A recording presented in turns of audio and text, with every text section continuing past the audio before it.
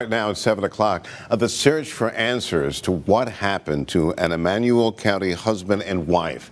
The Georgia Bureau of Investigation telling us that Zaria Ross was found dead in her home Saturday. Hey, listen, stop asking me, do I love that woman? And I do. And I ain't gonna play about her. And ain't nobody gonna play with her. I'm stepping 10 behind her. I don't give a fuck how bad we get into it and how we fall out. That's mine's over there. She smiled through the pain, posted love quotes while living with fear. Hours before she was found dead, Zaria Khadejah Carr went live on Facebook, arguing with the man who once promised to protect her. By nightfall, both of them were gone. Welcome back to True Crime 911. Before we begin, I noticed that 75% of you watching right now still aren't subscribed. If a story like this could happen in broad daylight to a woman with thousands of followers watching her life unfold online, imagine how many more stories go unseen, unheard, because no one's paying attention. Don't be one of the silent ones. Hit subscribe right now, or head to the comments and tell us why you'd rather look away. What really happened between Zaria and her husband that day? And how did a live stream become her final goodbye? Twin City, Georgia. Population just over 1,600. A place where folks know each other by name. Where Friday nights mean high school football. And where the loudest noise you'll usually hear is a train rolling past the old depot. It's the kind of town that wears its peace like a badge of honor. Quiet streets, tidy lawns, and front porches that have seen generations grow up and grow old. Around here, people leave their doors unlocked, and gossip spreads faster than news. So when word broke that a young mother, someone locals described as sweet, always smiling and never met a stranger, had been found dead inside her home, it didn't just rattle the neighborhood. It shook the entire community to its core. Police scanners lit up. Sirens cut through the stillness of the night. Neighbors stepped out onto their lawns, watching blue and red lights flash against the soft Georgia dark, wondering how something like this could happen here, in their town. Because Twin City isn't the kind of place where people expect tragedy to unfold, especially not the kind that ends with 2 lives gone and 2 children left without parents. But as investigators would soon learn, peace doesn't always mean safety. And sometimes, the quietest streets hide the loudest pain. Zaria Khadejah Carr was just 27 years old. Online, she went by Duchess Dior, a name her followers knew well. To thousands of people scrolling through Facebook and TikTok, Zaria was the kind of woman who radiated confidence. Her videos showed a young mom juggling life, beauty, and motivation. She talked about love, about forgiveness, and about learning to protect your peace. Her posts carried the tone of someone who had been through a lot but was still determined to smile anyway. Offline, she was a mother of 2. Her friends say those kids were her world, her reason to keep pushing even when things got hard. She'd recently celebrated the birth of her youngest child in late 2024. Her social media was filled with pictures of tiny hands, proud captions, and prayers for strength. People who knew her personally described Zaria as kind, ambitious, and loyal. She was the one who checked on you even when she needed someone to check on her. The kind of friend who would answer the phone no matter what time it was. But like a lot of people who live part of their lives online, what Zaria shared with the world was only part of the story. Behind the uplifting quotes and bright selfies, there were signs of exhaustion. Hints that the woman everyone saw smiling through the screen was also struggling to hold herself together. And as investigators would later discover, those small cracks in her posts weren't random. They were warnings, ones that nobody fully recognized until it was too late. Shamarcus Carr was 36.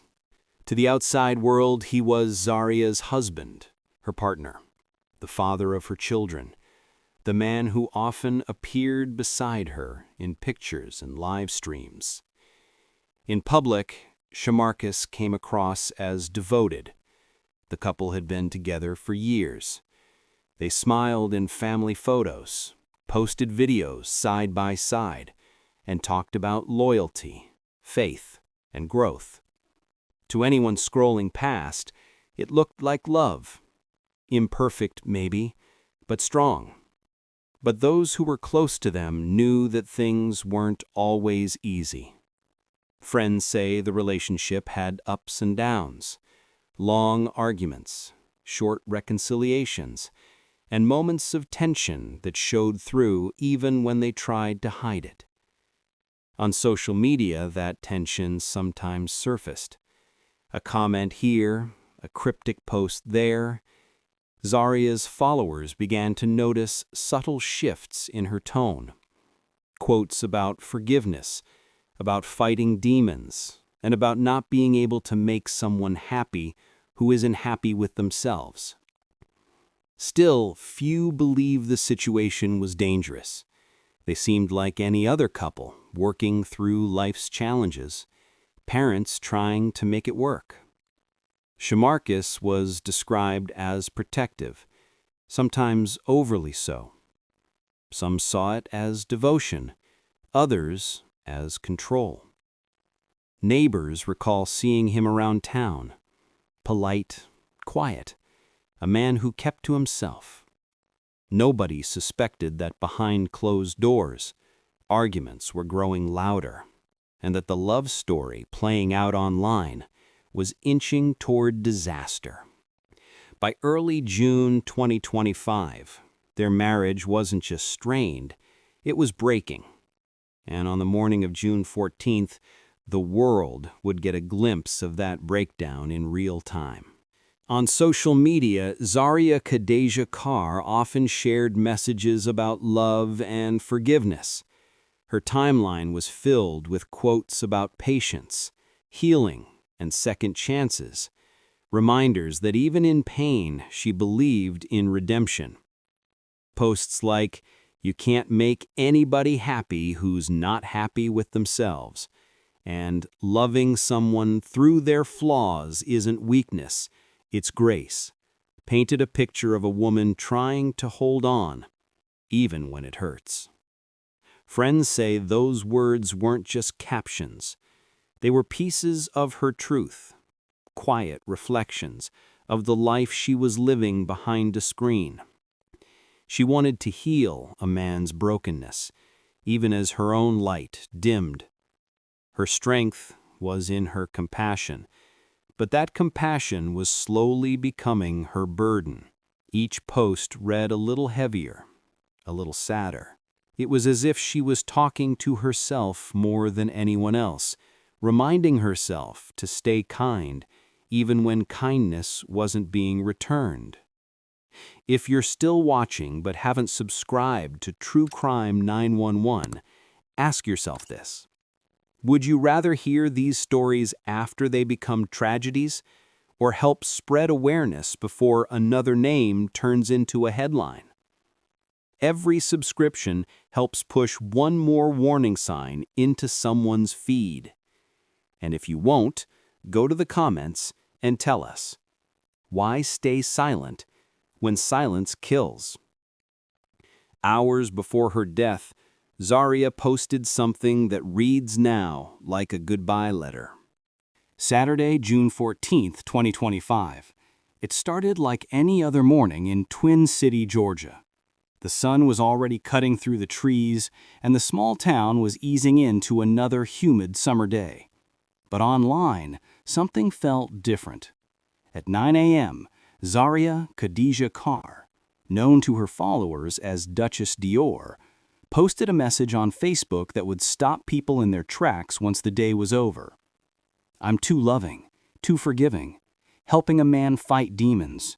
You can't make anybody happy who's not happy with themselves." It read like a sigh, The words of a woman worn down, but still trying to hold on. Some of her friends reacted with hearts and prayer emojis. Others left simple comments like, "Stay strong, sis." But most scrolled past, unaware they were reading what might have been her final plea for peace. Zaria's post wasn't angry, it wasn't loud, it was quiet.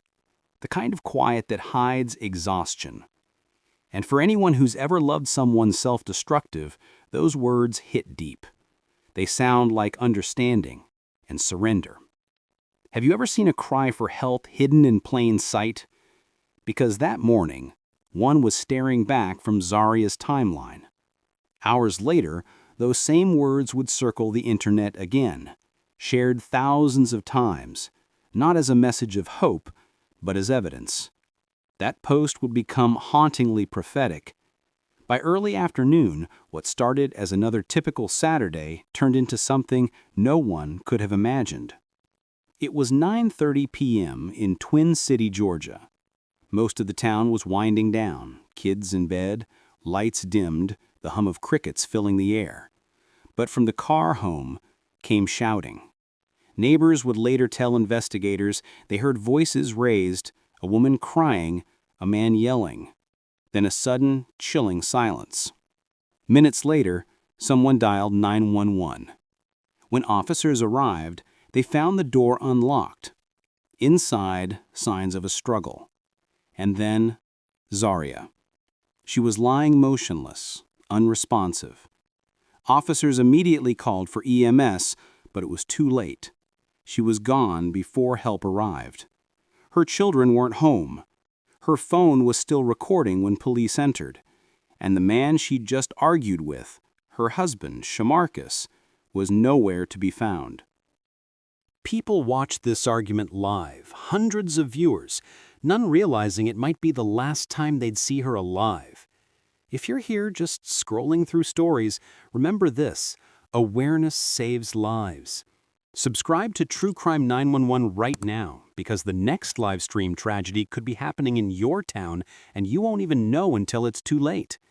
Or refuse to subscribe and tell us in the comments why you'd rather pretend these stories don't exist. At 9:45 p.m., a bolo alert went out for Shamarcus Carr. The hunt for Zaria's husband had begun. After officers found Zaria unresponsive in her home, attention turned immediately to her husband, Shamarcus Carr. And then there was her car, a 2021 Dodge Challenger, missing. Police quickly issued a statewide alert. The license plate, the description of the vehicle, the fact that Shamarcus was armed, all details were entered into every available system. Law enforcement teams from neighboring counties were on high alert. By 11 p.m., the Dodge Challenger was spotted in Wayne County. Officers attempted a stop. What followed was brief but catastrophic. Shamarcus Carr, cornered and desperate, turned the gun on himself. Law enforcement later confirmed he had died from a self-inflicted gunshot wound before he could be taken into custody. The chase was over. The danger to the public ended. 2 lives ended, 2 children left behind. And a question remained, one that would haunt the town and the investigators who arrived too late. Could this have been stopped? In the days following Zaria Khadejah Carr's death, Twin City struggled to come to terms with what had happened. Neighbors, friends, and strangers gathered for vigils. Candles flickered on porches and in community centers. People brought flowers, wrote messages on paper hearts, and shared prayers for her children. The grief was tangible, hanging in the humid Georgia air like a weight no one could lift. Social media, too, became a platform for mourning. Friends shared photos of Zaria smiling, videos of her dancing with her children, and screenshots of her last post. Her last message, the one about helping a man fight demons, began to circulate widely. Thousands reposted her words. People commented on how deeply they resonated, how hauntingly prophetic they now seemed. But it was too late. What began as a personal reflection had become a viral warning, a warning that came far too late to save her. The community was left with sorrow, shock, and questions that would linger long after the memorials ended. In the days after the tragedy, the Georgia Bureau of Investigation took the lead in piecing together the events that led to Zaria Khadejah Carr's death. The GBI confirmed that this was a domestic violence murder-suicide. Zaria had been killed inside her home, and her husband, Shamarcus Carr, had taken his own life hours later during the pursuit in Wayne County.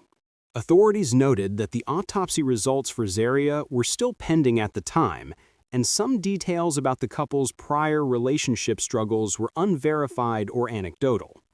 Friends and neighbors described arguments, tension, and signs of strain, but whether those could have predicted such a violent outcome remained unclear.